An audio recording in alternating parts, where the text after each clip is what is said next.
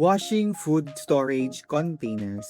Dito sa quest na ito, maghuhugas ka lamang ng lagayan ng pagkain, plastic, babasagin at kahit hindi pa kapartner ng takip ay pwede. Kailangan lamang ng at least 3 container para masimulan ang quest na ito. Una, kailangan yung banlawan ang food storage bago ito sabunin. After masabunan at kuskusin ng mabuti, saka babanlawan ulit para matanggal ang sabon. Kapag malinis na, patuyuin ang mga ito. I-organize sa pamamagitan ng pagpatong-patong ng mga containers at paglalagay ng takip sa ibabaw. Alala, sundin ang tamang camera angle at siguraduhin kita ang dalawang kamay at ang buong ginagawa mo. Iwasang matakpan ang camera o magkaroon ng angle na hindi kita ang iyong mga kamay o actions. Siguraduhin tuloy-tuloy ang recording at umabot sa minimum required minutes dahil hindi mabavalidate ang videos na mas maikli. Bonus pa, may dagdag 300 gig points sa bawat extra 1 minuto pagkatapos ng required duration.